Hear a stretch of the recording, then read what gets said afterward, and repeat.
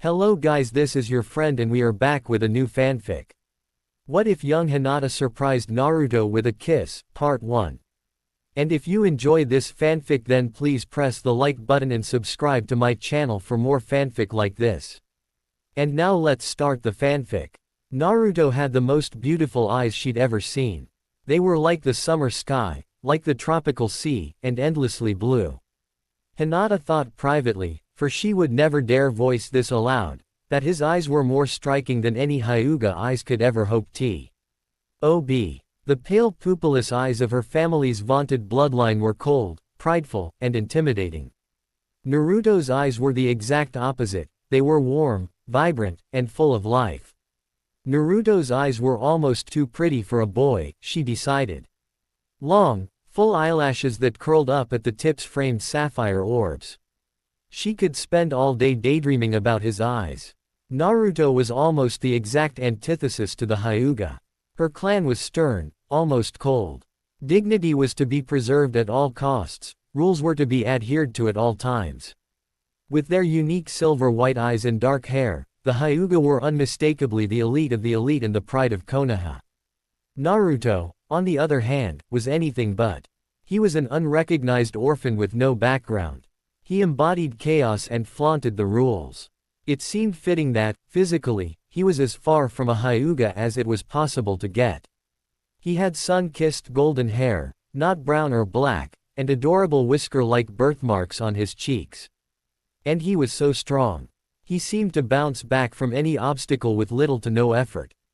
Whenever he got knocked down, he got right back up and kept going. He was like no one else she'd ever met in her short life. He was everything she'd ever wanted to be. It was no wonder she developed a horrible crush on him the instant she'd seen him. Currently, she was in class trying desperately, with limited success, to keep her focus on Iruka-sensei's lesso. Instead of on her blonde classmate. She couldn't afford to miss a thing. She was only in her second year at the academy, but already her performance shamed her father and her clan. Last year, she had received decent scores all across the board and been ranked somewhere in the upper middle of her class. But for the Hyuga, a decent score was abysmal. A Hyuga should ace any test of skill or knowledge, and to rank around the middle of her class was an embarrassment. A Hyuga should easily be able to surpass his or her peers. This held doubly true for the Hyuga heiress. She needed to do better this year. If she failed to score perfect marks this year, she didn't even want to imagine what her punishment would be. She shuddered inwardly. It didn't help matters that her cousin Neji, who was just 1 year older than her, had ranked first in his class. He had outperformed all his peers, seemingly without any effort. Already, he was hailed as the next great genius of her generation, and he was only 8. To make matters worse, he was the prodigy of the Hyuga branch family, while she was the heiress of the Hyuga main family. The lesson of the day was memory retention techniques used by shinobi in the field. Iruka-sensei was going over various mind games to strengthen memory recall and different ways to memorize information quickly. It was intriguing. She could see useful applications for these memory tricks outside of the shinobi field. For instance, she could use them to remember all the guests by name and title at the formal political dinners with her family that she was forced to meet and greet. She could also use them to memorize names and qualities of medicinal plants. Naruto, pay attention, barked Iruka-sensei, as he threw an eraser at the blonde. The class snickered as the eraser hit him in the face. The blonde boy had apparently been simultaneously preparing spitballs, folding paper airplanes, and carving the words, "Sasuke sucks," on his desk with a kunai. Naruto took multitasking to a whole new level. These memory retention techniques are very important for a ninja. And they're especially important for you. You can use them to help you remember your lessons and homework assignments, especially since you seem to keep forgetting everything I say. But Iruka-sensei. No buts, Naruto. If you're going to be a ninja. I am. If you're going to be a ninja, Iruka continued as if he hadn't been interrupted, then you'll need to be able to remember mission details after only hearing them once. You'll need to memorize names, faces, ranks and techniques from the bingo book. And what if you're sent on an espionage mission? After you infiltrate the enemy's base, you'll need to memorize exact numbers of enemy ninja and escape routes. If you discover their plans and strategies, you'll need to memorize those, too. You'll need to do all this without writing any of it down. Hi, Ruruka-sensei, Naruto said with a gusty sigh, rubbing his head where the eraser had struck.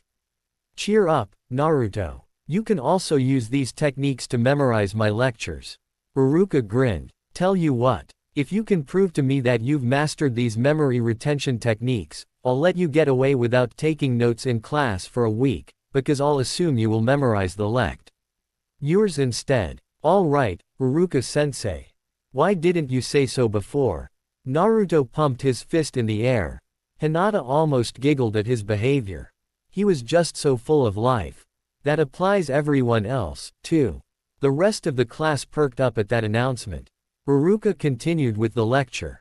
Now, as part of the midterm exams next week, you will be expected to demonstrate your ability to retain information using the memory techniques that we just discussed.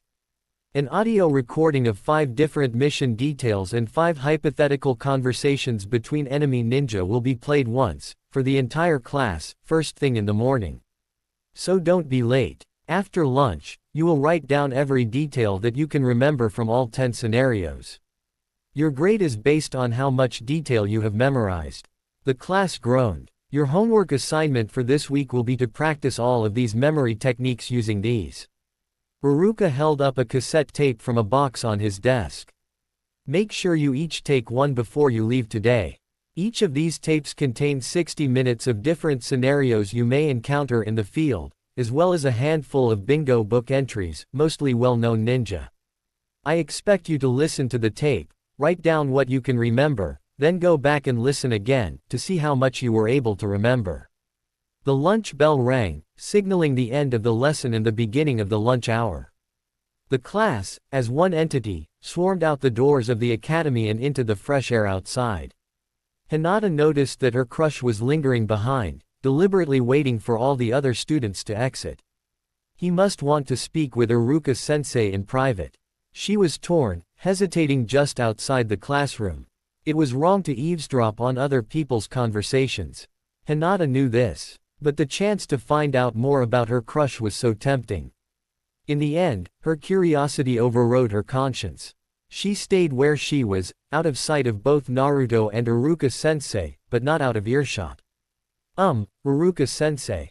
Both Ruruka and Hinata were surprised at the hesitant tone coming from the normally confident blonde. Yes, Naruto. What can I help you with? Asked Ruruka kindly. It's about our homework assignment. The assignment is very straightforward. I know it might not be fun. But if you master these techniques, it'll really be good for you, encouraged Ruruka. It's not that, sensei, Naruto said in a small voice. Hinata had to strain to hear him. I don't own a cassette player, he said in a rush. At Ruruka's look of surprise, he hurried to explain himself. I don't own a cassette player. And I can't purchase one. The stipend I receive for my school expenses won't cover something like this. I barely have enough for our textbooks and practice kunai and shuriken since those are so expensive. Quote, for someone like Hinata who had been trained from a young age to read both body language and tone of voice, the shame of having to admit to money problems was crystal clear. Can I borrow a tape player for the week? Please. I promise I won't damage it. Naruto asked hopefully. Outside, Hinata was momentarily stunned to hear that her crush couldn't afford something as simple as a tape player. Then she berated herself for her lack of insight. She knew he was an orphan. Coming from one of the richest clans in Konoha, she'd never had to worry about money. Still, that's not a good excuse. Of course, he wouldn't have money. He was an unrecognized orphan with no inheritance and he was too young to work. She was so distracted by this revelation that she completely missed what they were saying next.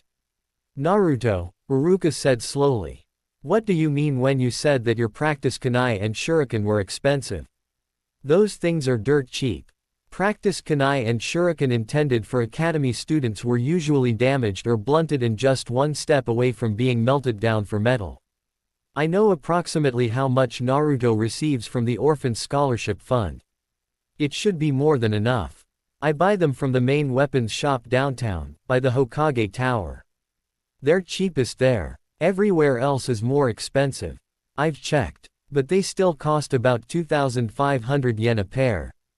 Naruto looked down. 2,500 yen a pair. That's at least 5 times more than practice weapons are worth. Naruto was being deliberately overcharged. Iruka knew that the villagers despised Naruto's existence. He was ashamed to admit that, for a while, he had as well. Until Naruto had entered his classroom, he'd never thought much of the blonde, if he thought of him at all. But in the year that he'd been teaching Naruto, he had become fond of the little troublemaker. Naruto was just a boy, very much like Iruka had been. Naruto was quickly becoming the little brother he'd never had. Of course, Iruka had always been aware that the villagers were rude and unkind to Naruto. But to charge over 5 times what the practice weapons were worth. This was the first time he'd really understood, in his heart, and really saw, with uncovered eyes, how Naruto was abused and mistreated. Iruka seethed internally with anger. He took deep breath to try and calm himself. Naruto, still looking down, missed the dark look that crossed Iruka's face. Listen, Naruto. I'm sorry, I guess I never realized that ninja tools would be so expensive. Iruka thought furiously, how could he help Naruto without injuring his pride? More importantly, without bringing up the injustices Naruto was suffering. That would lead to too many questions he couldn't answer. I know. But as an instructor for the academy, I receive significant discounts on practice weapons for academy students, he lied through his teeth. At least the smile on his face was genuine. So the next time you need to buy them, come to me first, okay? I can help you buy them for much less than what you're paying now. Really? Wow. Thanks a lot, Iruka-sensei. You're the best. Naruto's enthusiastic shout brought Hinata out of her self-chastisement. Unfortunately, that won't help you right now. Iruka sighed. The academy has a few tape players. But I'm afraid that students aren't allowed to use them without supervision and they aren't allowed out of the classroom. Naruto's shoulders drooped. The best I can do is to let you stay in here with me during lunch times. You can use the tape player to practice then. Hinata slipped her hand into her pack. Fumbling a little, she felt for the cold, hard plastic of her own personal tape player. In a rare moment of indulgence, she had splurged and purchased a little player for herself, so that she could listen to her favorite music whenever she wanted. She could help him. This was her chance. She could give Naruto her player. The Hyuga weren't the richest clan in Konoha for nothing. There were several other tape players scattered about the estate that she could use for her assignment instead. But, if she gave it to him now, then Naruto would know that she'd been eavesdropping. What would he think of her? Would he hate her for spying on him? Her heart trembled with indecision. To run forward, or to run away. What should she do? In an alternate time and place, Hinata did not move. She did not offer him her tape player. And she did not find the courage to offer her friendship to Naruto until after their first Chunin exams. He would go through the next 5 years of the academy friendless and lonely while she watched from afar. One small action at the right time, at the right place, would change the world. In this time and place, Hinata took one small step. One small significant step. Followed by another, then another. I won't run away. I won't run away, until she was standing before the 2 surprised males. Hinata? Her sensei asked, surprised. But to Hinata, only Naruto existed. Hinata held her tape player in both hands and bowed quickly, thrusting it in Naruto's general vicinity and almost hitting him in the chest with it. End the process. FF for you. She managed to squeak out. Naruto reached out hesitantly and took the player from her hands. This is, for me. He couldn't contain his disbelief. He could count on one hand all the presents he'd ever received. And now the quietest girl in his class, who had never even spoken to him, not even to say, hi, was giving him her own tape player. He didn't understand it, not at all. Hinata didn't quite trust her voice. So she settled for just nodding vigorously. Why? Well, I'm sorry. I'm sorry. She stammered. I overheard you say you didn't have one, so. Her voice trailed off and she shut her eyes in a futile attempt to avoid the revulsion that they must be feeling at her shameful confession. Oh why did she not run away? Naruto would certainly hate her now. She had just confessed to deliberately spying on him. There was no way she could possibly justify her actions. The next several seconds were the longest in her life. She dared a peek at her crush, only instead of anger or disgust, which she fully expected, she saw wariness. You heard me say I needed a tape player. And you want to give me yours. Hi. He gave her a long searching look. Just as she was about to fidget nervously, the wariness in his face vanished, replaced by happiness. Suddenly, she was nearly knocked over by an exuberant blonde who had enthusiastically thrown his arms around her. Thank you. All sentient thought ground to a halt. His beautiful eyes, the ones she'd spent hours daydreaming about, were so close. Too close. Hinata felt her cheeks burning. The sudden rush of blood to her face left her stumbling, and on the verge of fainting. Naruto had already overbalanced with his joyful movements. With an extra cheerful shake, he almost sent both of them crashing into the ground. Luckily, Naruto was able to right himself and her at the last moment, saving them from an undignified tumble. But in doing so his face came dangerously close to hers. For 3 full seconds, Hinata could feel his eyelashes brushing against her cheek. Naruto let go almost as quickly as he'd tackled her, leaving her head spinning. Now that there was distance between them, she remembered to breathe again. Thanks, Hinata. You're the best. And with those parting words, Naruto dashed outside. Haruka smiled at the still blushing girl as straightened his desk. Then he, too, left for lunch. Ah, puppy love. Alone in the classroom, Hinata raised her hand to her still tingling cheek. That night, Hinata dreamt of blue eyes and butterfly kisses. Hinata was the strangest girl he'd ever met.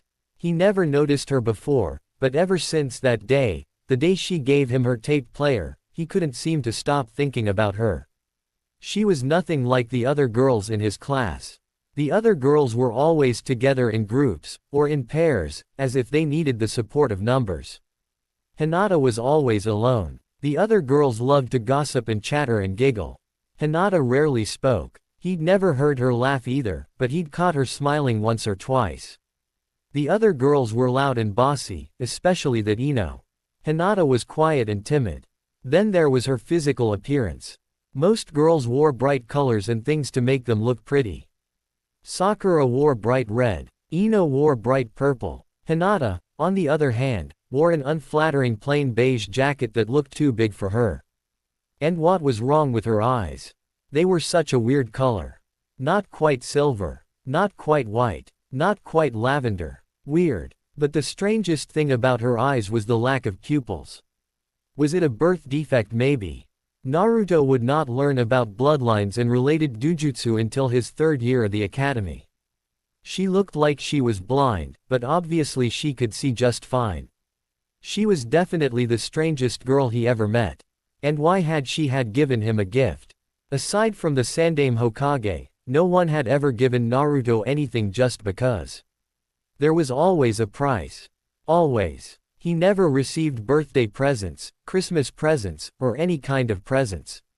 Why had she given him her tape player? The question burned. Was she playing a prank on him? The day after, he almost expected her to yell, "Just kidding. I want my tape player back." Or even worse, for her to accuse him of stealing it. It wouldn't be the first time he was accused of a theft he hadn't committed. But, no, that couldn't be right.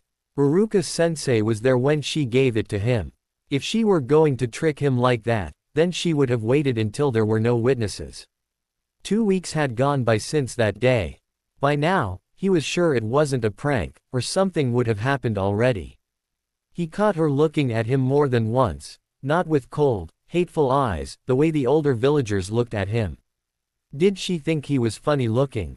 But then, every time tried to catch her eye or get her attention, she would look away.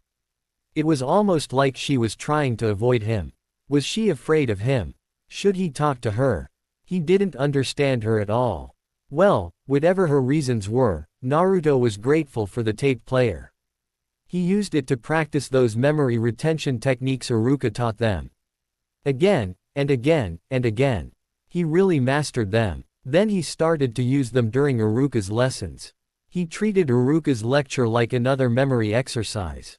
At first, he did it because he was simply bored in class, and doing memory exercises to Iruka's lecture made the class go by faster. He quickly discovered the first side benefit of doing this: no more flying erasers aimed at his head, because he was actually paying attention. He didn't discover the second side benefit until Iruka posted the results of their last exam. To his great surprise, and everyone else's, he aced the last exam. It was the first time he had ever done something well, better than well, instead of coming in dead last. Iruka-sensei had even congratulated him before the entire class. Naruto swelled with pride just remembering it. Of course, he wasn't memorizing whole lectures. But using the memory tricks, he could at least memorize the important points of the lectures quickly. Combine that with actually paying attention, and Naruto was well on his way to academic success. Hinata was genuinely happy. When Naruto did so spectacularly on their last exam, she was so proud of him. She imagined she felt a bit like a proud parent would towards their baby's first steps. She was just bursting with pride. She had always known that Naruto was smart. It upset her whenever the other kids called him stupid or dead last. To have her belief vindicated felt satisfying. And she was proud of herself. It was such an alien concept, being proud of herself, that it took several days for her to correctly identify the emotion. She, the Hyuga failure, had done something right, for once. She had helped Naruto-kun. And he'd called her the best. Of course, it was just an expression, and he didn't really mean she was actually the best.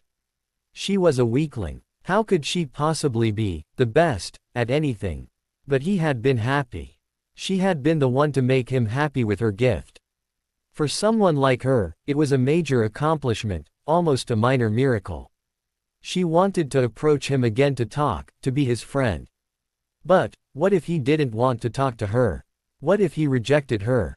Hinata sighed. What little courage she'd found to approach him that day was lost again.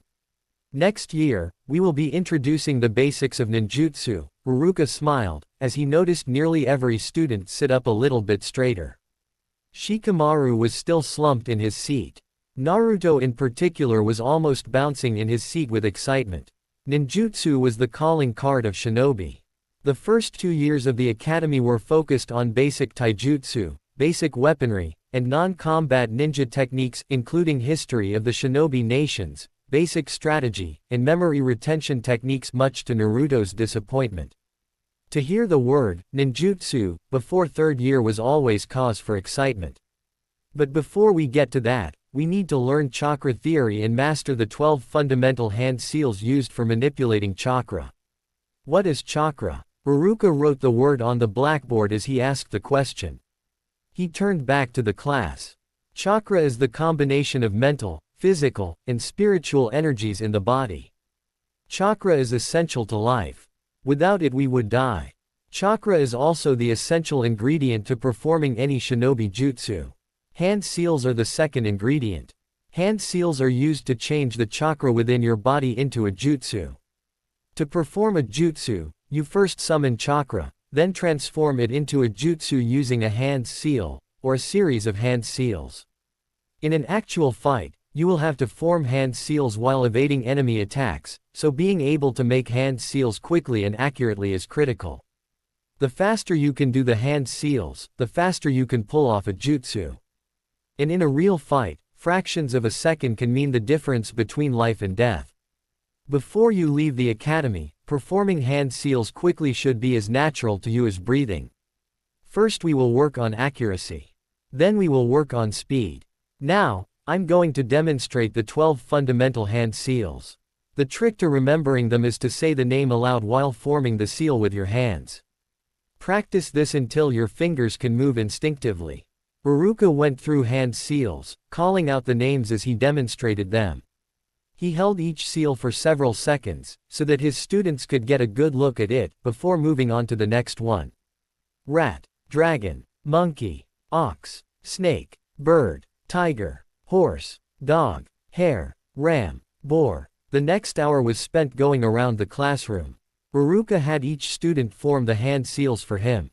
He gently corrected fingers and hand positions as he went along. The key to learning hand seals was repetition, but all the repetition in the world was no good if the seal was formed incorrectly. So Haruka didn't move on until he was certain the student knew the correct finger positions. Doing this didn't actually take much time. A majority of the students, about 70%, Haruka guessed, came from ninja backgrounds, where one or both parents were ninja. Some even came from prominent ninja clans, like the Hyuga and the Uchiha. Those students already knew the 12 hand signs and even had decent speed for academy students. Naruto was not one of those students. Haruka dedicated a good 10 minutes to helping him with his hands. When class let out for lunch, Naruto was cornered by Kenta and Jiro. The two of them came from minor ninja families and took great joy in rubbing Naruto's failures in his face. "Hey, dead last. How are you going to be Hokage if you have to take remedial lessons from Haruka-sensei?" Kenta laughed. "I'm going to be Hokage," mocked Jiro. "You're so slow, I can finish all 12 hand seals before you can even do one. I have a better chance of becoming Hokage than you do. I am going to be Hokage." Naruto shot back. "You won't be faster than me for long. Once I get some practice, I bet I can finish all 12 hand seals before you can." "Yeah, right. Not in a million years. Have fun with your remedial lessons, loser." With one last shove, the boys ran off to enjoy the rest of their lunch break. Behind a corner, Hinata had witnessed the entire confrontation. Naruto sat down and started to slowly practice his hand seals. His eyes burned with determination. She heard him mutter, "I am going to be Hokage. I am going to be faster. I'll be the fastest in the class. I won't give up." Then in a loud voice, "Monkey. Good luck, Naruto-kun. I know you can do it." A few days later, Naruto had memorized all the hand seals. But his speed still needed work, a lot of work. He didn't understand it. No matter how many hours he practiced, he was still slower than most of his classmates, even the ones from non-ninja families, like Sakura. "I'll ask Haruka-sensei today after class. Maybe there's something I'm missing. Haruka-sensei will help me." Haruka-sensei. Haruka looked up from grading papers to see Naruto hovering at the door of his office. "Yes, Naruto. Can you give me any tips to help me get faster at making hand seals? I've been practicing really hard, but for some reason I'm still the slowest person in the class." Have a seat." Haruka gestured at the chair in front of his desk and waited for Naruto to get comfortable. "How many hours a day are you practicing them?" "At least 3 hours a day. Sometimes 5. Haruka fought to keep the surprise from his face. That was above and beyond what he expected from most students. Naruto was certainly tenacious. But if that was true, and he had no reason to lie, then Naruto should be one of the fastest in the class. So why wasn't he? Unless, Haruka had never seen Naruto play ninja games with the other children. Could it be? "I'm glad you're working so hard, Naruto. It is strange. With that much practice you really should be much faster." Quote. "Then why am I not? Can you tell me what I'm doing wrong, Haruka-sensei?" "You're not doing anything wrong." Haruka hesitated. He really didn't want to bring up Naruto's isolation from the other children. But if he were right about this, then it would make a lot of sense. "Naruto, have you ever played Cat's Cradle?" "You mean that string game?" Naruto shook his head, looking confused. "No. What does that have to do with anything?" Quote. "Have you ever wondered why Cat's Cradle is such a popular children's game in Konoha?" Haruka slipped into lecture mode. "It's not a very popular game in most places, except the hidden villages. Cat's Cradle isn't just a children's game for fun and passing time. It's actually an early training exercise. Cat's Cradle develops coordination and strengthens the muscles in your fingers and hands. It makes your fingers more nimble and flexible and improves manual dexterity. Most ninja parents teach their children to play the game before they can walk. Children from civilian families will play it, too. Even if their parents don't teach it to them, they learn by playing with other kids. We do live in a ninja village, after all. Think of it like lifting weights and running laps for taijutsu. Even if your taijutsu forms and stances are perfect, without lifting weights and running laps, you'll never be a taijutsu master. Cat's cradle is like physical conditioning for hand seals, the same way weights and laps are physical conditioning for taijutsu. It's not part of the curriculum because most children have already learned it before they enter the academy. Quote, "None of the other kids would play with me. Not even when I asked," Naruto said softly. Iruka winced. It was exactly as he'd thought. Naruto was just a kid. He shouldn't be treated like this. Sometimes, I hate being right. Iruka dug around his desk drawers. Now where is it? Ah, there it is. That's all right, Naruto. Iruka smiled and held out a red string. He knotted the ends together to form a loop. Would you like to learn how to play right now? Quote, Naruto stuffed the red string into his pocket as he stepped outside the academy. Class was over for the day, but there were still a lot of kids hanging out on the premises. Some kids, like Kiba, stayed behind for extra training and after-school sparring with other kids. Some kids, like Sakura and Ino, stayed just to gossip and hang out with their friends. Others, like Shikamaru, stayed to avoid chores at home. Although Naruto did not know this, Hinata stayed behind for two reasons: to avoid her family and to catch an extra glimpse of him. Closing parenthesis. Naruto thought back to his meeting with Iruka. Iruka had explained that there were two different versions of Cat's Cradle, a civilian version and a ninja version. The ninja version had about 30 extra steps and was more complex. Also, the ninja version had an advanced level, with 2 strings and required 3 players.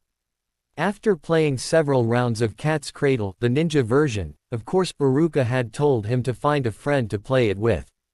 Flashback. I think you've got the hang of it, Naruto. Keep practicing, okay? If you can find a friend to play this with, come back here, and I'll teach you to play the advanced level of Cat's Cradle, since we'll need 3 people for that. The 3-player version is actually quite challenging, and fun.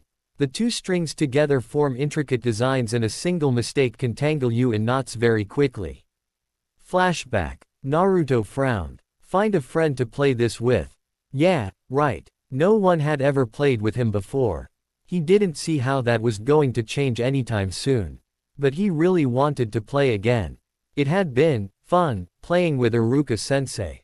He wanted to play it again, and not just because it would help his speed with hand seals. Unfortunately, he didn't think the other kids would play with him. I won't give up before I try. I'll ask around anyways. No way, man. Why would I want to play a baby game with you? Asked Kiba. He grinned, fangs showing. Want to spar instead? I'll go easy on you.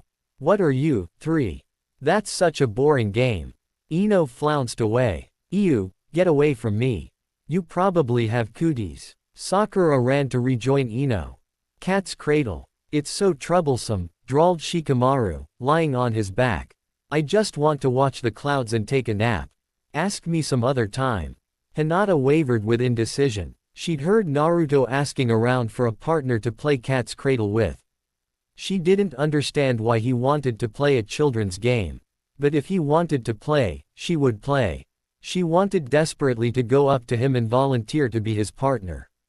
But she just couldn't. That was much too forward for the timid girl. If only he would ask her. Ask me, please. I'm here. He didn't see her. She saw him turn to leave. Ask me, please. She took one small step forward. Naruto growled in frustration. He'd been shot down, not once, not twice, but 4 times.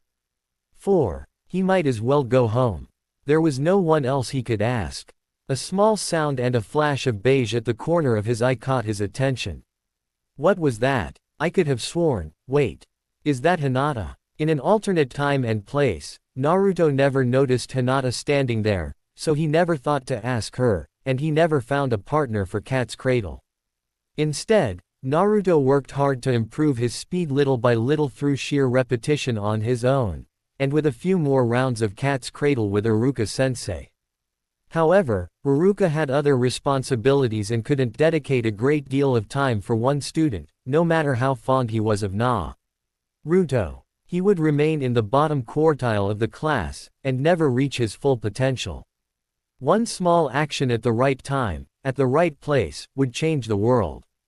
In this time and place, Naruto had just spent 2 weeks wondering about Hinata and watching her, so he noticed her stand-in there, and thus, thought to ask her. Her small act of kindness gave him hope. Here was a person who didn't hate him. Otherwise, she wouldn't have given her tape player to him. Dare he? Should he risk being shot down yet again? I'll ask her. She might say, no, like all the rest, but she might say, yes. Maybe, she's so strange, normal people don't like me. She's not normal at all. She's different, so maybe she'll be my friend. Hinata, right. Naruto shuffled his feet a little. Would you, I know it's kind of stupid, but would you like to play Cat's Cradle with me? Hi. Really? That's awesome. Come on. Naruto was nervous as they sat on the front steps of the academy to play. No. Scratch that. He was beyond nervous. He was about to have a full-blown panic attack. The training that Cat's Cradle was supposed to give him was irrelevant. That was neither here nor there. He almost couldn't believe she'd said, yes. It was the first time anyone his age agreed to play with him. Playing together was the first step to making friends, right? Friends played together. This was his chance. If he made a good enough impression, then maybe she'd agree to play with him again. That could lead to real friendship, something he'd only dreamed about. I can't mess this up. I have to do this right. Naturally, the moment he decided not to mess up, he ruined it. Naruto was so flustered that it didn't take more than a few steps into Cat's Cradle, the ninja version, of course. Before the red string was one giant knot. He looked down at it in dismay. Hinata gently removed the string from his hands and worked on straightening the string out. It's okay, Naruto-kun. Would you like TT to try again? Quote. Naruto could only nod. He looped the string twice around his fingers and held his hands out to try again. 3 giant knots later, disaster struck. Somehow, he didn't know how, somehow he managed to tangle the string around both their hands, inadvertently, tying their hands together. Now they were stuck. Naruto swore internally. Idiot. I'm such an idiot. My big chance to make a friend, and I go and ruin it. She'll never play with me again. He glanced at his partner, only to see that her face was bright red. She was nice to me, and now she's angry. Why can't I do anything right? I'm sorry, he said somberly without his usual volume. I'm sorry I'm such a horrible player. I'm sorry I made you angry. Damn it. I really messed up. I'm always messing up. No wonder nobody wants to be friends with me. Heck, I wouldn't want to be friends with me, either. Hinata, who was blushing and not red-faced with anger, was startled by the misery on his face and the self-loathing in his voice. She rushed to reassure him, and for the first time, spoke straight from the heart, without thinking. No, I'm not mad. I want to be your friend. Do you mean it? Naruto looked at her in wonder. Hi. You want to be my friend? He asked again, just to be sure. When she nodded, pure joy erupted within him. The rush made him giddy. His heart felt strangely full. And for reasons he couldn't explain, he wanted to laugh and cry at the same time. She had accepted all his mistakes without derision. She wasn't angry. She accepted him, as he was. He had a friend. Thank you, he whispered at last. Had she done the right thing? Hinata wondered. She had quickly realized that he was a beginner at Cat's Cradle, but she didn't mind. Except Naruto had looked so upset. And the more upset he got, the more mistakes he made, which only made him more upset. Hinata was intimately familiar with those feelings. So she simply helped correct his mistakes. When their hands were tied together, she could only blush. And then, he was so hurt and miserable. The desperate need to comfort him made her bold. She would never have spoken so recklessly and impulsively otherwise. Now, although there was a sheen of tears in his eyes, his joy was unmistakable. Had she done the right thing?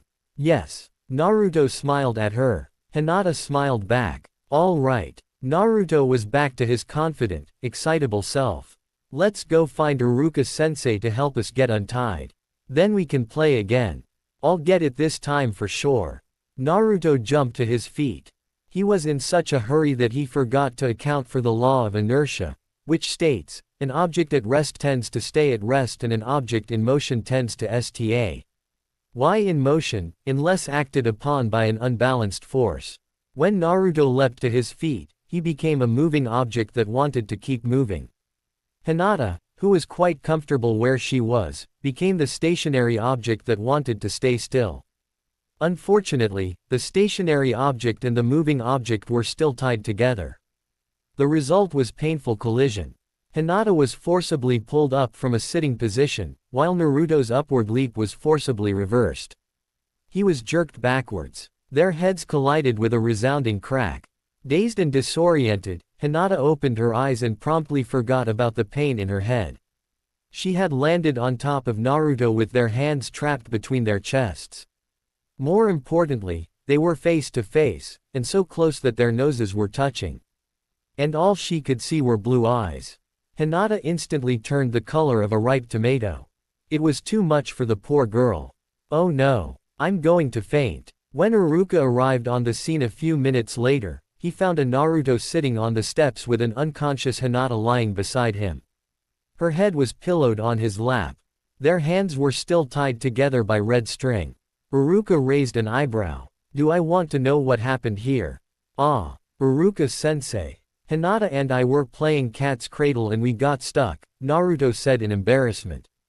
When I jumped up to find you, I knocked our heads together. I think I must have hit her head too hard because Hinata passed out. Can you help us out? That night, Hinata fell asleep with a smile on her face.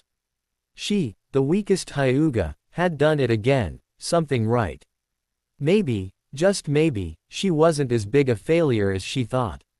Maybe she was able to change, a little bit. Hinata dreamt of blue eyes and Eskimo kisses. Indirect kiss. Life was good for Uzumaki Naruto. For once in his miserable life, things were going his way. He and Hinata had spent hours playing cat's cradle every day after class. After his nerves settled, Naruto was able to concentrate on the game. He mastered it quickly. To Hinata's secret disappointment, their hands did not get entangled again. They had even played a few rounds of the advanced level of cat's cradle with Iruka-sensei. In addition to the game, Naruto continued to practice hand seals on his own for several hours every night. Within a month his speed had dramatically improved. Within 2, he had lived up to his boast of being the fastest at forming hand seals in the class. Naruto grinned. Just yesterday Iruka-sensei had congratulated him on his progress in front of the whole class. Naruto had managed to tie with one Uchiha Sasuke, who was not pleased about sharing his pedestal. For the first time in his life, Naruto was the center of admiration, albeit grudging admiration, among his classmates. Iruka-sensei was proud of him, too. The positive attention felt absolutely amazing. He'd never been able to gain any sort of positive attention before. The best he'd been able to get was negative attention, as the butt of jokes or in the form scolding from Iruka-sensei for pulling pranks in class. It hadn't mattered though. The negative attention kept his loneliness at bay, and kept the cold, hateful eyes of the villagers from erasing his existence. For a little while, at least, the pain would diminish. Becoming a clown and a prankster wasn't so bad if it meant someone would really see him, really look at him and know that he was alive. Naruto felt wonderful. Praise from Iruka, grudging respect from his classmates, and gentle support from Hinata. It warmed his soul. Nothing could be better. Naruto, who craved any attention whether it was positive or negative, was simply addicted. Even after a full day, the warmth lingered. It formed an invisible barrier between him and the pain of loneliness, and even muted the nasty stares of the villagers. In an alternate time and place, Naruto became a clown and a prankster because no matter how hard he tried or how hard he worked, he was still the dead last at the academy. He was not stupid. He just wasn't given the tools to succeed. Any attention was better than no attention. In this time and place, Naruto, with a little help, had achieved some academic success and loved the praise and recognition that came with it. Now that he knew it was possible, and it was even better than he imagined, Naruto was determined to do it again. He would work hard and pay attention in class. He was going to be the best damned ninja he could be. Who wanted to be laughed at when he could be admired and respected?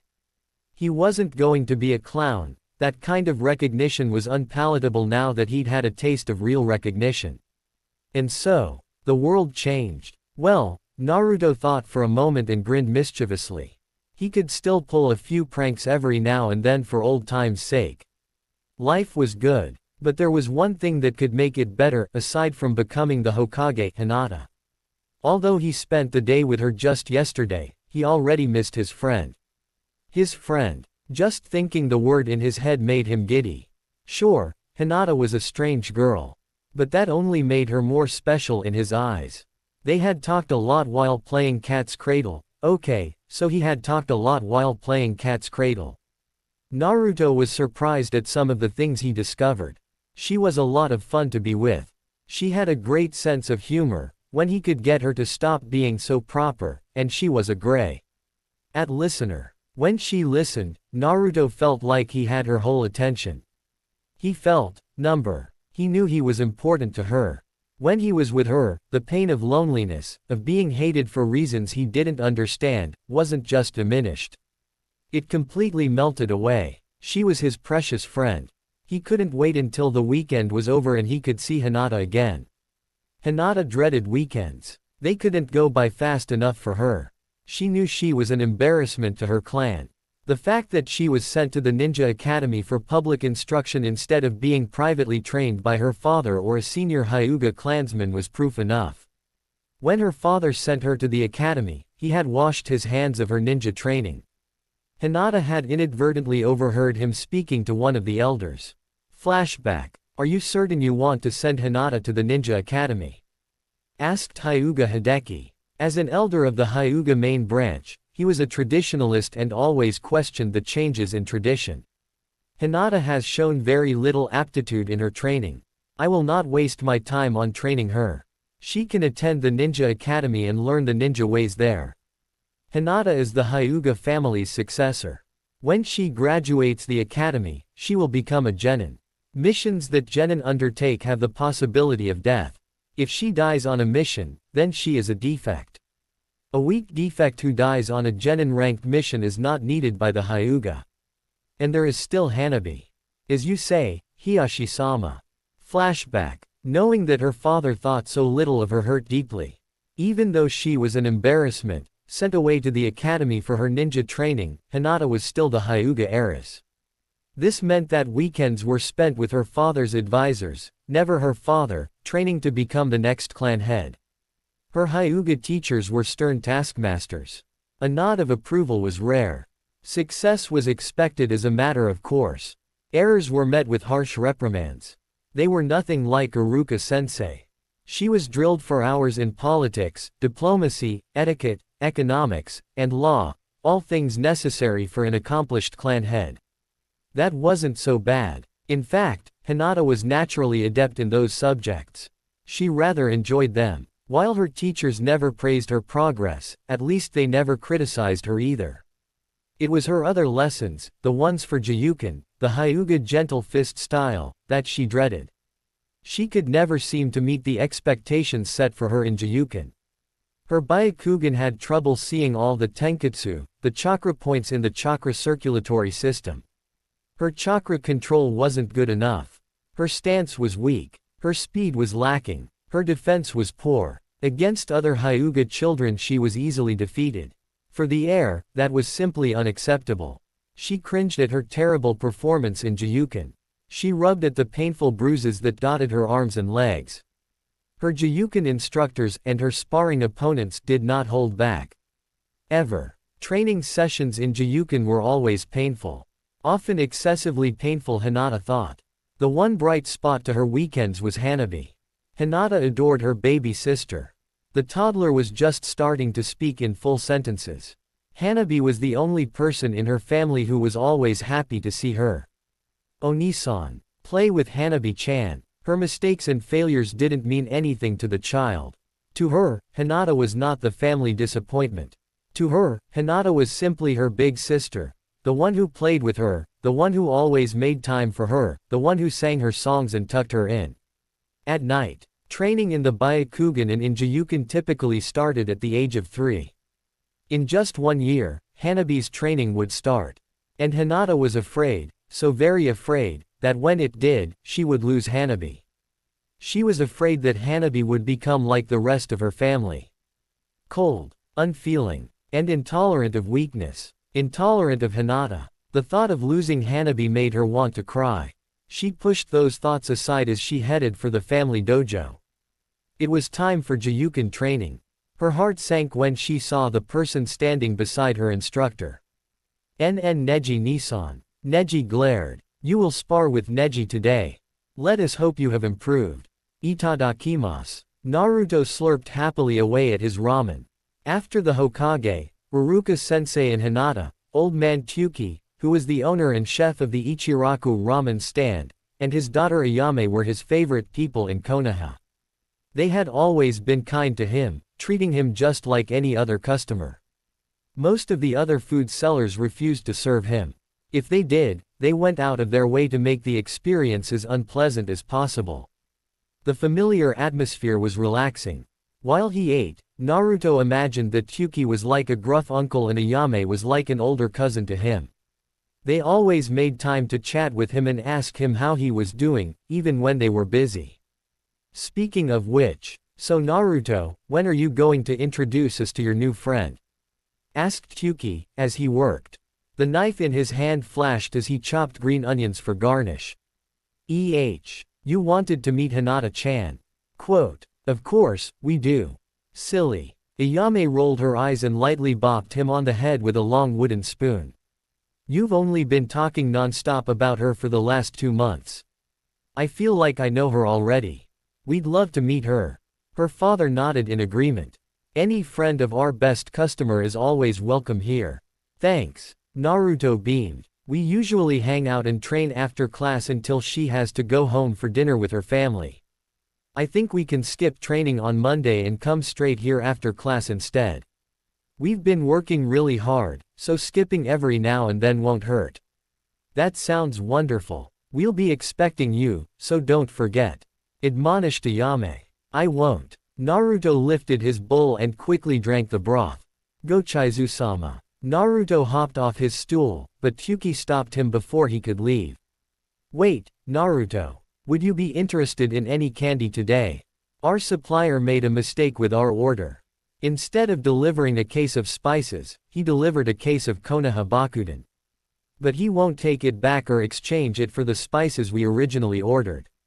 So we're offering it to our customers. Quote. Naruto's eyes lit up at the words, Konoha Bakuden, and he almost drooled. Konoha Bakuden, or Konobaku for short, were small round balls made with a crispy pastry shell and dark chocolate filling. They were a very popular sweet in Konoha. He had only eaten the treats a handful of times before. He didn't often have much money to splurge on sweets. And even when he did, none of the candy stores in the village would serve him. The Sandaime Hokage would sometimes give him a small bag on the rare occasions he visited. And once, he'd begged a few off of Choji. Really? Naruto almost danced with excitement. You have Konobaku for me. You're the best, Oji-san. Later that night, after closing their restaurant, Ayame turned to her father. That was a very nice thing you did for him, father. There was no need to say who him was. There was no mistake with our supplier. You ordered a case of Konobaku on purpose. Maybe I did, Tyuki said gruffly. He's a good boy. He deserves to have a few treats every now and then. No, father, Ayame gave her father a long searching look. Naruto doesn't just deserve to have a few treats every now and then. He deserves a lot more than that. The way everyone treats him, it's despicable. Why did they do that? Ayame-chan, Tyuki sighed.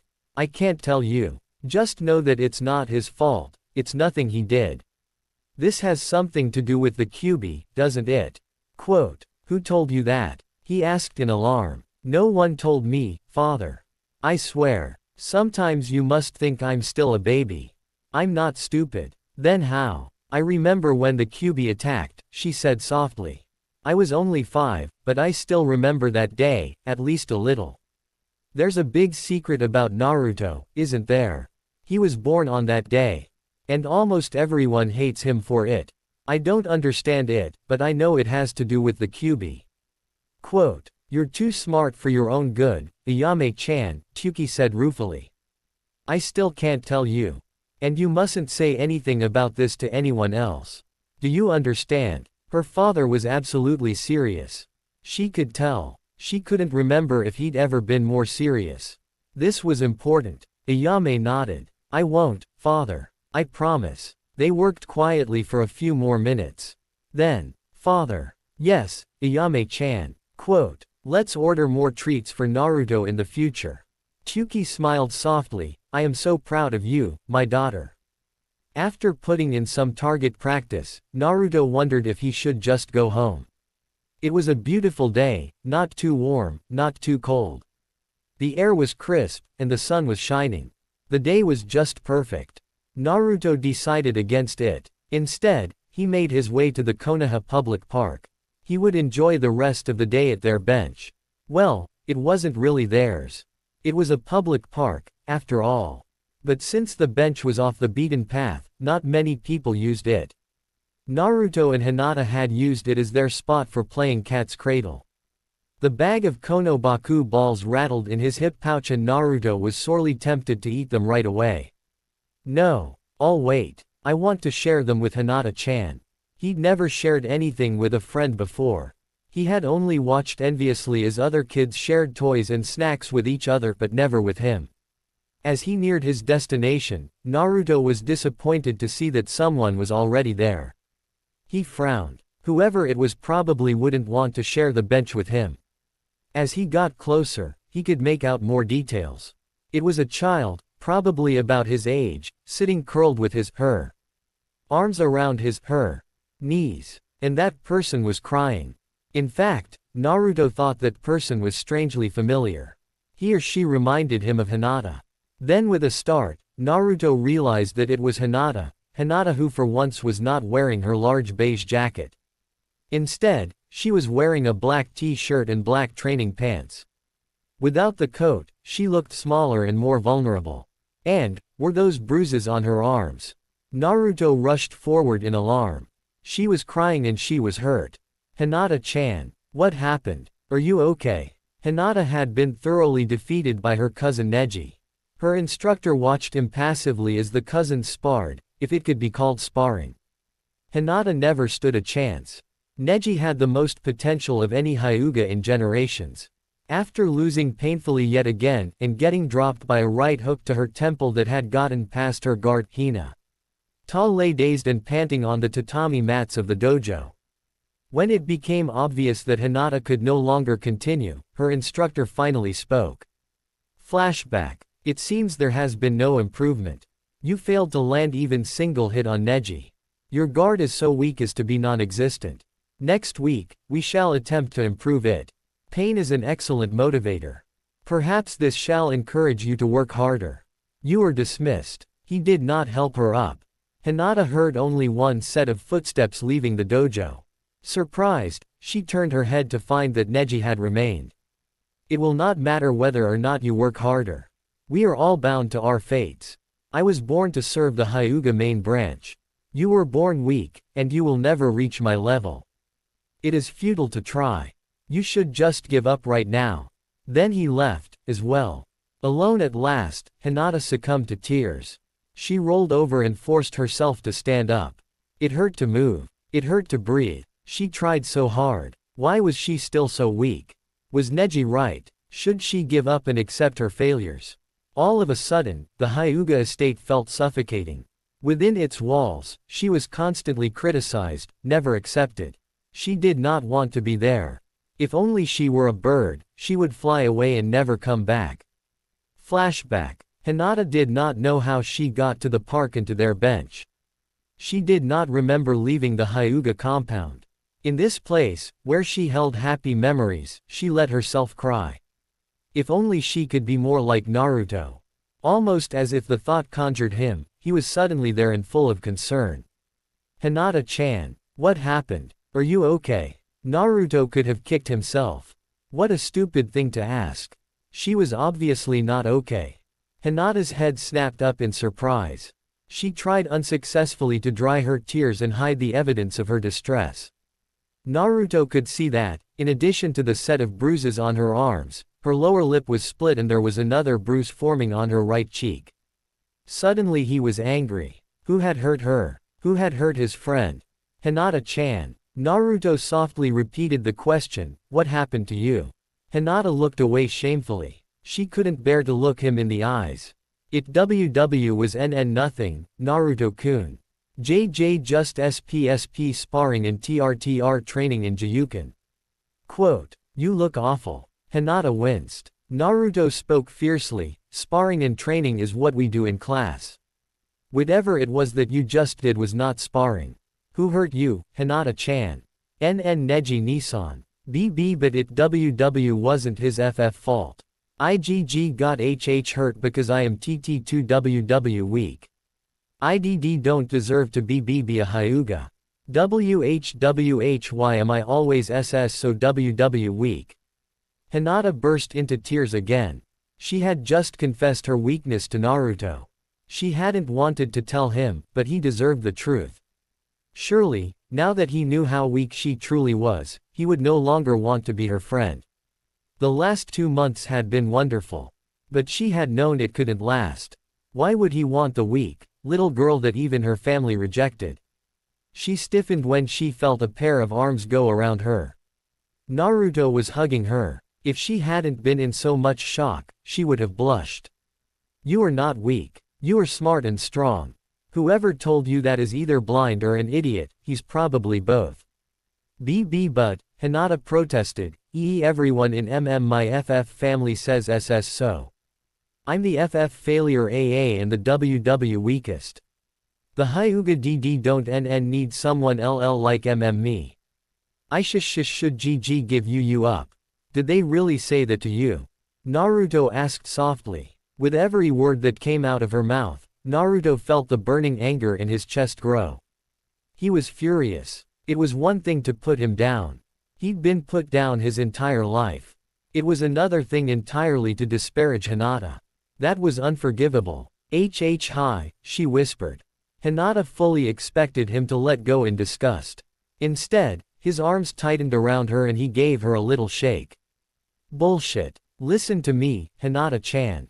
You are smart. You understand Iruka-sensei's lectures right away, and sometimes you even explain them to me better than he does. You are strong. You beat Kiba and Choji during last week's class spar. Your family and this Neji are just blind and stupid if they can't see that. Hinata looked at him in wonder. Even after all that, all the proof to the contrary, Naruto still believed in her. He still believed she was a worthy friend. But Naruto wasn't finished yet. You don't need to listen to what they say. People have told me that I'm a waste of space. Hinata gasped in horror. But that doesn't matter, because someday, I'm going to prove them wrong. I'm going to be Hokage. I don't give up. If I did, I would have died a long time ago. And someday, you'll be the strongest Hyuga that ever was. You're going to prove your stupid family wrong and make them eat their words. You are my best friend. And you will not give up. In another time and place, Hinata had no one to comfort her, to dry her tears, to encourage her. She had no one who would believe in her. And so, she faltered. The mind is a powerful, inexplicable thing. Because she believed she was weak, she became weak. It would take many years for her to overcome this block and reach her true potential. In this time and place, Hinata had Naruto, who honestly believed she was strong, and who did not know how to give you. Naruto believed in her. Naruto never quit. And if he said she was strong, maybe, just maybe, she was. And so, with his encouragement, Hinata would get up and try again. She had Naruto, who would always be there to pick her up if she fell. She had Naruto, who would always cheer the loudest for every small success that she achieved. She had Naruto, who had just called her his best friend. Hinata could hardly believe she could be the best at anything, yet, here she was, Naruto's best friend. Naruto's best friend was not a failure. She would not let him down. And so, the world changed. Thank you, Hinata sniffed. This time they were happy tears. When she could speak again, there was a new fire in her eyes. You're right, Naruto-kun. I'm not done fighting yet. Next time, I'll hit Neji Nissan BB back. That Neji won't know what hit him. Naruto grinned, relieved to see that Hinata was feeling better. They sat side by side in comfortable silence, just enjoying each other's presence and the beautiful weather, until Naruto remembered his surprise. Oh, I almost forgot. This will definitely cheer you up, he grinned, revealing a new unopened bag of Konoha Bakuden. Kono Baku. I was going to share these with you after school on Monday. But I think you could use some right now. What do you say? Sure. Hinata wasn't going to turn down free candy. What 7-year-old in his or her right mind would turn down delicious Kono Baku candy? The two children happily ate their Kono Baku. To Naruto, it was the best Kono Baku he'd ever tasted, all because he was sharing it with his best friend. To Hinata, the candy tasted even better than all the gourmet candies imported from the best confectionaires in the world. It was a little-known secret that most Hyuga had a sweet tooth. Hence, the Hyuga estate was well stocked with the best candies money could buy, all because she was sharing it with her best friend. Soon the bag of treats was nearly empty. Hinata and Naruto both reached for the last piece at the same time. Hinata jerked her hand back when she felt Naruto's hand brush against hers. She blushed lightly and then looked down in disappointment. There was only one piece left. Proper etiquette demanded that she leave the last piece for Naruto. It was his bag of candy, after all. So he should get the last piece. Would you like the last piece, Hinata-chan? Naruto asked considerately. No, thank you. UCC can have it, Naruto-kun. Naruto looked thoughtful. We should share. I know. Before Hinata could ask how he intended for them to share, Naruto picked up the last piece and took a bite. He bit off half the Kono Baku ball. And before Hinata could stop him, Naruto popped the other half of the candy into her mouth.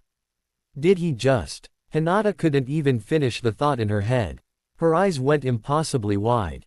Her heart pounded so loudly she was surprised he didn't hear it. The light blush she wore, from their accidental touch just a few moments before, erupted into a flaming red bloom. That was delicious, wasn't it? Naruto asked. He turned to look at her and caught sight of her red face. Ah, Hinata-chan, are you okay? Your face is flushed. That Neji must have hurt you more than we thought. Let's take you to the doctor right away. We have to make sure it's nothing serious. Hinata couldn't answer him because she was doing her level best not to faint. She succeeded. Barely. That night, Hinata dreamt of chocolate-filled candies and indirect kisses. Healing kiss. Hinata sighed as she slid gratefully into the furrow of her own private bath. Most of the time, she did not care for the luxuries and amenities that her family's wealth afforded. But relaxing in the furrow and letting the hot water soothe away her aches and troubles after a long day of tea. Raining was simply divine. It was the one vice she didn't think she could live without. As was her custom, Hinata spent this time in deep contemplation. The last 3 years of her life had been hard, but with Naruto's help, she had persevered. The day after she and Naruto had shared their first bag of Kono Baku, she still blushed thinking about it. Naruto had dragged off her to see Iruka-sensei in his home. Flashback. It was Sunday. Hinata had agreed to meet Naruto after her training in the Hyuga arts was over for the day. But what were they doing here? She looked around at the residential neighborhood where Naruto had taken them. The single homes and apartment buildings were well kept. The flower beds were well tended, the fences were brightly painted, and the streets were clean and in good repair. Several buildings down, she could see a few civilian children were playing ball. While not as upscale as the neighborhood where the old clans resided, it was not shabby either. Anyo, Naruto-kun. She was tugging on his sleeve to get his attention. What are we doing here? We're here to see, Uruka-sensei, he said, as if that explained everything. But Hinata was only more bewildered. Naruto walked up to a modest duplex and knocked confidently on the door. Uruka-sensei.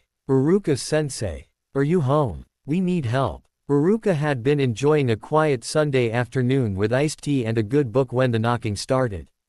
He sighed at the interruption. At this rate, he was never going to finish that book. He opened the door to find his favorite student on the doorstep with Hinata in tow. Hello, Naruto, Hinata. What can I do for you? Ever since Uruka realized the villagers were actively abusing and mistreating Naruto, he thought long and hard about what actions he could take, if any. In the end, he had decided against informing the Hokage, who probably knew already. Not much got past the Sandame. He was the professor for a reason. Instead, Uruka gave Naruto the next best thing, an open invitation to visit him at any time, night or day, and for any reason. Uruka figured correctly that his support and acknowledgement would mean more to Naruto than punishing a few villagers ever could. Punishing a few villagers would not change anything, it would not stop them, or others, from mistreating him again. But knowing that there was Uruka, someone besides the Sandame who was often busy, who would help him, advise him, and care for him if he were ever in trouble, that meant the world to Naruto. However, Uruka had not expected to see Naruto again so soon. He had been doing much better in class. So what was the problem? You have to help us, Uruka-sensei. Hinata's family is awful. They say horrible things about her that are just not true. And, several minutes later, after much loud, indignant ranting from Naruto and much blushing from Hinata, who was absolutely mortified, what would her father say if he ever found out she had exposed their family affairs to a non-Hyuga? What would he do to her? Uruka finally got the gist of it. Naruto was mad. The Hyuga thought Hinata was weak. Naruto was mad. The Hyuga were beating her and calling it sparring. And, hey, did you know? Naruto was mad. Naruto wanted to help. Hinata needed real training. Then she was going to show them exactly which Hyuga was weak, because it certainly wasn't Hinata. Naruto needed extra training, too, because he was going to help her, and he was going to be the future Hokage.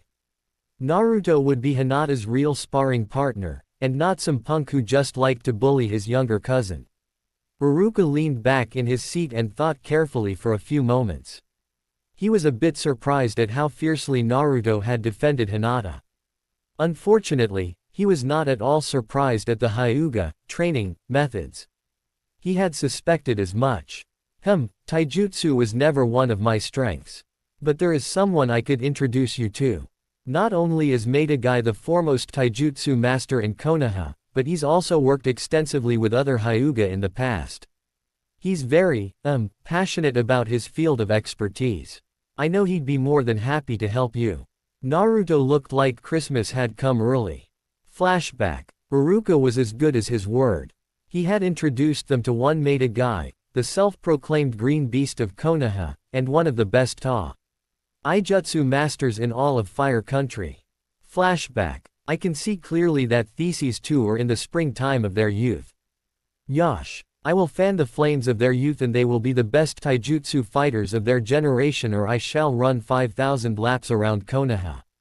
Quote. Flashback. Passionate was not the word she would have chosen to describe him. Insane was more like it.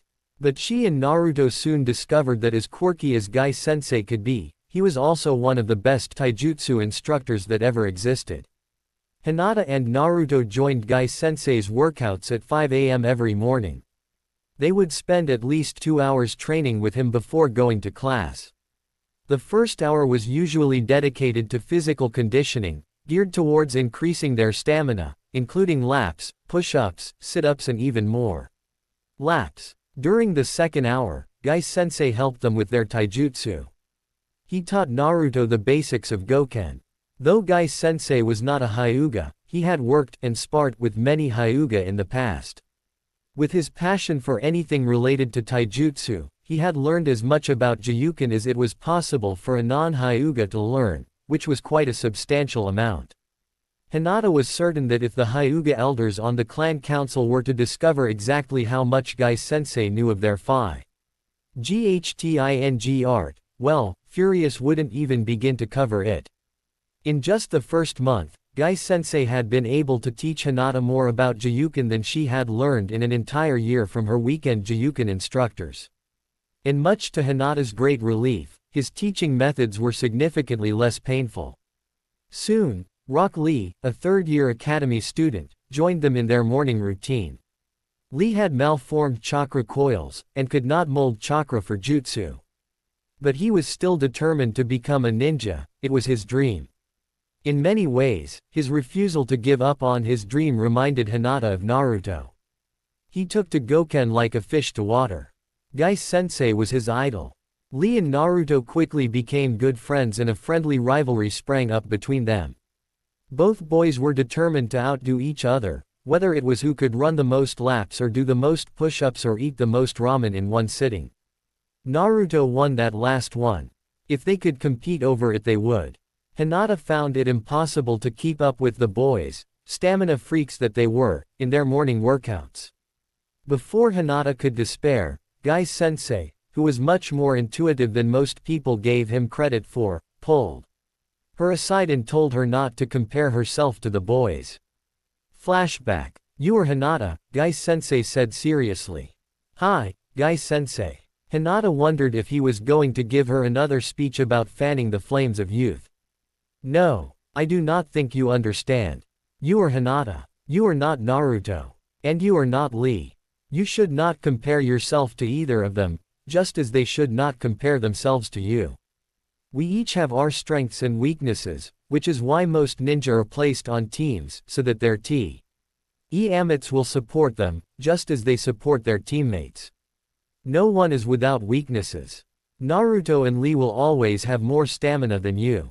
They will always be physically stronger, as well. This is fact. Quote. Hinata shrank into herself, ashamed.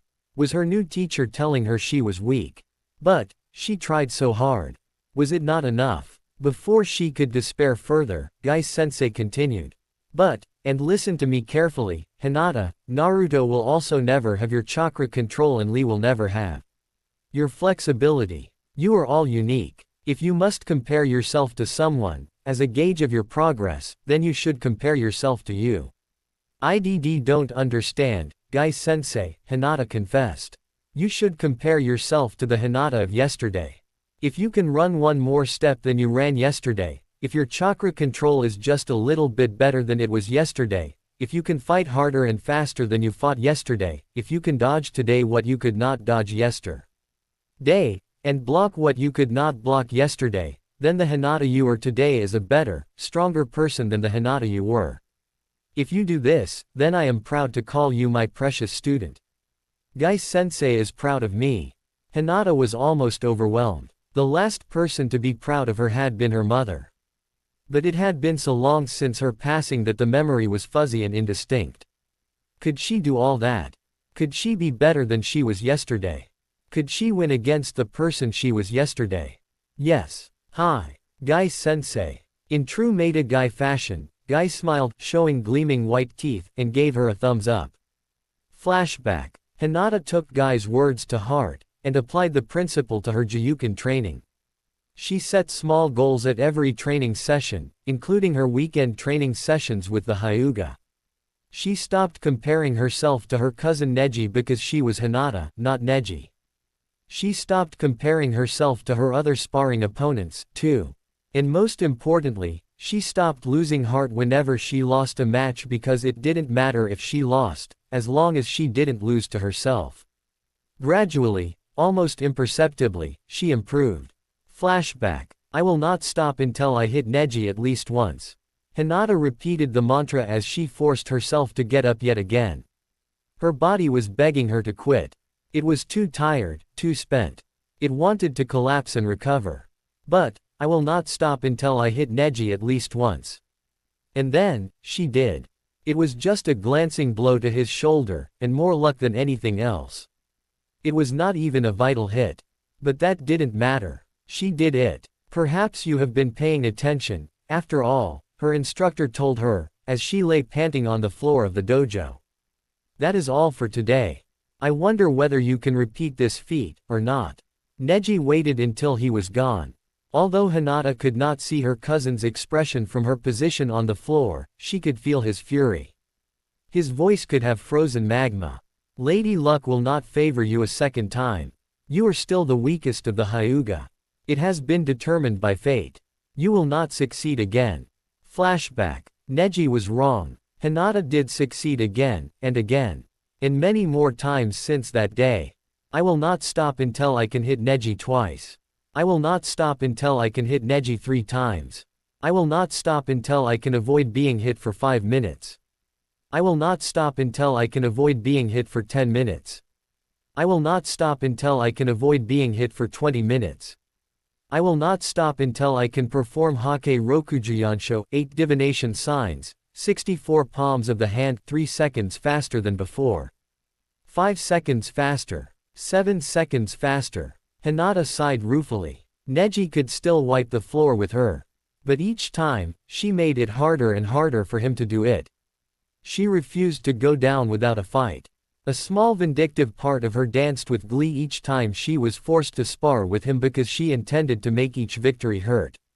After 3 years of Gai-sensei's regimen, she actually used a light version of his regiment Naruto and Lee used the full version. She had a lot more stamina Han the normal kunoichi. Neji had to work to defeat her now. In a few more years, at the rate she was improving, his victories would no longer be so certain. Today was a good day. Today, not only had she won against the Hinata of yesterday, she had also won against her Hyuga sparring opponent. First time ever, she had won against another Hyuga. Hyuga Katsu was from the Hyuga branch house and unlike Neji he did not appear to bear her any ill will. Unlike Neji, he was not a prodigy, he was considered to be of average skill in Juyuken for his age. Katsu was also 2 years her senior. She had managed to beat a Hyuga. Her instructor had even unbent enough to give her backhanded praise, though his expression remained impassive.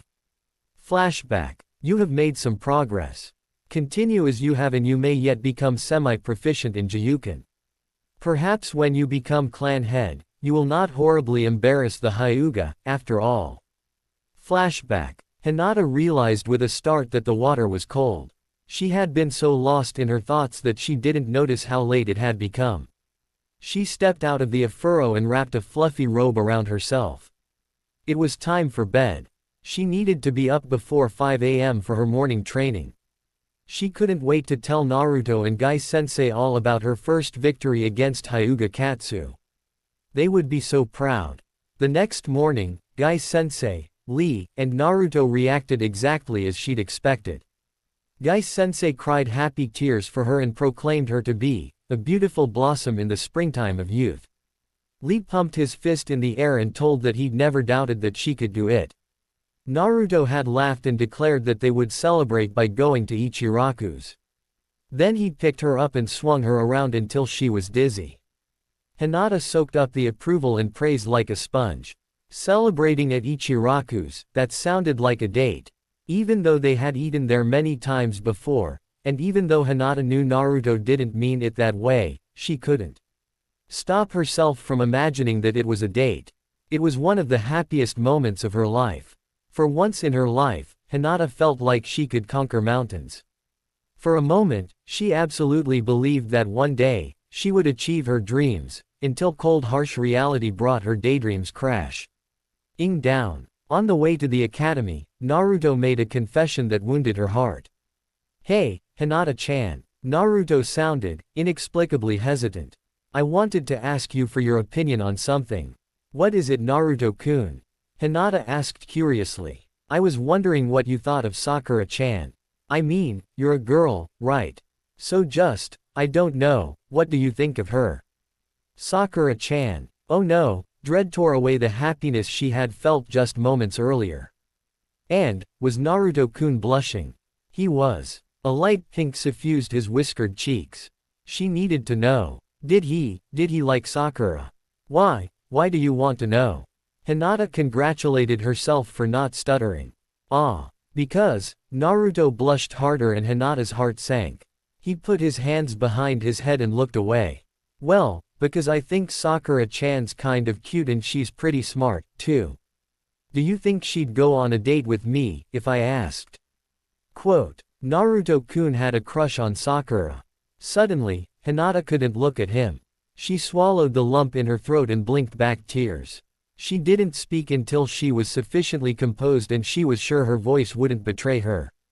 Naruto, who was still self-conscious about his confession, didn't notice her hesitation or her distress. I don't know, Naruto-kun. Sakura and I are not close. She looks like a nice girl. Oh. Hinata cringed at how despondent he sounded. She had to do something. She had to say something. No matter how difficult it was or how miserable it made her. But I think that Naruto-kun should follow his heart. If you truly like Sakura, and if Sakura-chan is what makes you happy, then you should do your best and see what comes of it. You are Uzumaki Naruto. And you always do your best, right? Naruto visibly brightened, making Hinata feel simultaneously better and worse. Her emotions were giant jumbled mess, and she still wanted to cry. You're right, Hinata-chan. I was feeling a bit depressed. But I feel better now. Naruto grinned. Do you mind if I go on ahead? I want to see if I can find Sakura-chan before class starts. Yes, I mind very much. Please, I don't want you to go. Of course, not, Naruto-kun, she murmured instead. Good luck. Sakura is a lucky girl. Thanks, Hinata-chan. Hinata watched him dash off. Never in her life had she wanted to be someone else so badly. Why couldn't Naruto-kun like her, instead? She recalled her father's words from long ago, they haunted her in her darkest moments. A defect, that's all she was. She was lying to herself if she tried to believe any differently. Sakura was prettier and smarter. If she made Naruto happy, then Hinata could accept that, eventually. She had to accept it. She would accept it. She would. She could accept that Naruto only wanted to be her friend, and nothing more. Liar. It was late afternoon. As promised, Naruto and Hinata were on their way to Ichiraku's for a celebratory bowl of ramen. The route they usually took to get to Ichiraku's from the Ninja Academy took them by a long stretch of road lined on one side by a tall wooden fence that was perhaps 100 yards long. When he was 8, Naruto had declared that fence perfect for balance training and proceeded to walk along on top of the fence. Fence walking was more difficult than it appeared. The depth of the fence was perhaps half an inch, at most. Naruto learned the hard way, taking many falls in the process, to keep his center of gravity centered, to look straight ahead and not at his feet because as counterintuitive as that sounded, looking at his feet was the fastest way to lose his balance and to place one foot directly in front of the other. Even after he'd mastered the exercise, it greatly improved his posture and balance. Naruto made it a habit to walk on top of the fence on their way to Ichiraku's. He did it at every opportunity simply because it was fun. When they reached that stretch of road, Naruto automatically hopped on the fence and continued along his merry way. Hinata wisely stayed on the ground and walked beside him. What a bitch. Naruto grumbled. I can't believe I wanted to ask her out. Why didn't you stop me? Hinata knew that was a rhetorical question. So she offered her best friend a sympathetic look and listened quietly. Naruto had been venting his displeasure since leaving the academy. Hinata had deliberately stayed away from class as long as she could. She waited until the last possible moment to arrive. She couldn't bear to watch Naruto ask another girl out. So she had missed the drama. Apparently, Sakura had, in no uncertain terms, turned him down, violently. She seemed incensed that Naruto had even thought to ask her out because she, Sakura, loved Sasuke and wasn't about to give any consideration to any other guy, especially not a dead last loser and a failure like Naruto. Thank goodness Sakura said no. Hinata immediately berated herself for her traitorous thought. All she could feel was profound relief that Sakura had turned Naruto down, though Hinata wished she'd done it more gently. I am being too selfish, but, thank goodness. I mean, yes, she's kind of cute. And yes, she's pretty smart. But she's got the personality of a slug. And can you believe she called me a dead last loser? And a failure. Naruto continued to rant. I haven't been dead last in 3 years. 3. What rock has that slug been hiding under? Hinata made appropriate humming noises. She was relieved to see that Naruto was already over his crush. He did not appear hurt, just insulted. Naruto barely noticed. I don't get it. It's not like Sasuke is all that cool. Why do all the girls like him anyways? He's always so cold towards them. He's such a jerk. Why did they keep going back for more? Did they want to suffer? Anyo, Naruto-kun. Those girls don't really like Sasuke because they don't really know him. He keeps all of them away. The person those girls like is the person they think Sasuke is. He is the last of the Uchiha, a rich and noble clan. To them, Sasuke is like a prince. They are attracted to the idea of becoming his princess. That's stupid, Naruto snorted. Those girls are idiots. Crushing on that stupid jerk. At least you don't have a crush on some stupid boy. Right, Hinata-chan. Hinata couldn't help herself. She went ghost white, then almost instantly, went beet red. When she didn't answer right away, Naruto turned to look at her. You don't. Right. He asked again. Is Hinata blushing? She is. Why would she, unless, the gears started turning and cranking in his head until he arrived at the correct conclusion, for once. His mouth dropped open in shock. Oh, my God. You do. Hinata has a crush. The revelation was so staggering that Naruto did exactly that. He promptly forgot everything. He forgot he was precariously balanced at the top of a 6-foot-high fence. He forgot how to fall safely. He forgot every last bit of his training and went staggering right off the fence. Naruto was intimately and painfully reacquainted with the ground. Hinata's hands flew to her mouth in horror. Naruto-kun. Ow, ooh, that hurt, Naruto moaned as he tried to sit up. Hinata rushed forward to help him up and took inventory of his injuries. Naruto's fall had been quite impressive. He had scrapes on both knees, both hands, and a shallow cut on his forehead. Hinata fumbled for the first aid kit in her pack. They were studying basic first aid at the academy this year. All students were required to carry a kit with them for class. Hinata was glad she had it with her as she knelt beside him. Naruto watched her clean and bandage his injuries without a word. Who is it? Hinata froze. Of course, he would ask. She should have expected it. What was she going to say? She couldn't tell Naruto that it was him that she had a crush on. She just couldn't. Not after he'd told her about his now ex-crush on Sakura. He obviously didn't feel the same way about her. She didn't want to lose his friendship or make things awkward between them because she wanted more, so much more. What do you mean? Hinata stalled desperately. She could feel the heat crawling up her cheeks. Who's the stupid boy that you like? Naruto frowned at her evasiveness. He's not stupid. Naruto was taken aback at her vehemence. Why didn't you tell me you liked someone? He asked quietly. I didn't want him to find out, Hinata shook her head. I still don't. He doesn't like me back that way. I would just embarrass myself if he found out. Quote, I get why you didn't tell him. But why didn't you tell me, at least? Aren't we best friends? Don't you trust me? I wouldn't have told anyone, not even the guy you like. Hinata cringed at the hurt expression on his face. She hurried to reassure him. It's not like that at all. We are. I do. It's just, this is a very private thing for me. I couldn't tell you, she finished lamely. Will you tell me who it is now?